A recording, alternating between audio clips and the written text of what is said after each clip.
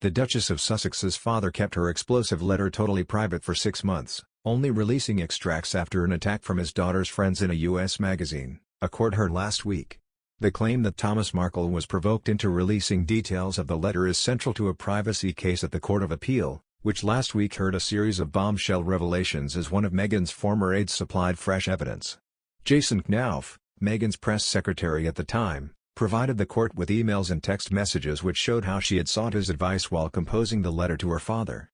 Meghan wrote, "Obviously everything I have drafted is with the understanding that it could be leaked, so I have been meticulous in my word choice, but please let me know if anything stands out for you as a liability."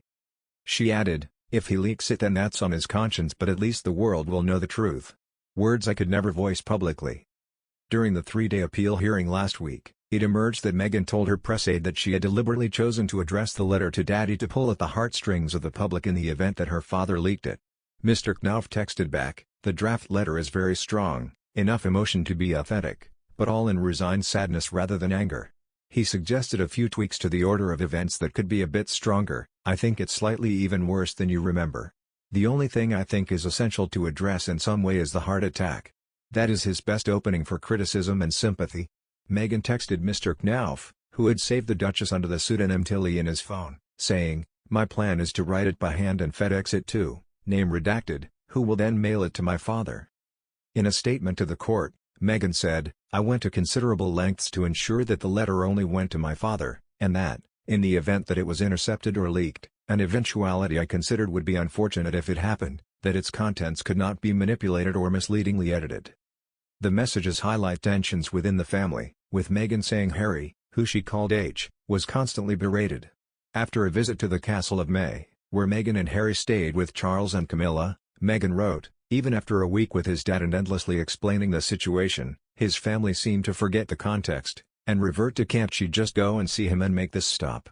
They fundamentally don't understand, so at least by writing H will be able to say to his family she wrote him a letter and he's still doing it. By taking this form of action, I protect my husband from this constant berating, and while unlikely perhaps it will give my father a moment to pause." Lawyers acting for Associated Newspapers argue that the fact that the letter was drafted with the help of her press secretary, and its existence leaked to a U.S. magazine, makes it a public-facing document, rather than a purely private missive from daughter to father. Andrew Caldecott QC, acting for the newspaper group, said, "Mr. Markle had honored the privacy in this letter until the People article appeared. The article painted Meghan in a glowing light, while insisting the negative stories about her were lies. But Mr. Markle says Meghan's decision to reveal the letter left him with no choice but to go public. The letter was presented in a way that vilified me and wasn't true," he said. "It was presented as her reaching out and writing a loving letter in the hope of healing the rift, but the letter isn't like that at all. Either we believe in freedom of expression or we do not."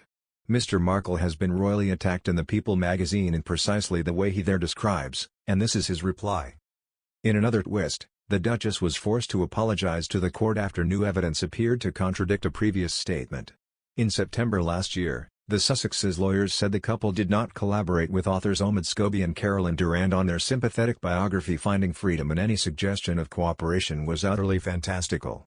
Mr. Scobie also told the court that any suggestion the Duke and Duchess collaborated on the book is false. But last week written evidence showed that both Meghan and Harry had granted permission to Mr. Knauf to talk to the authors.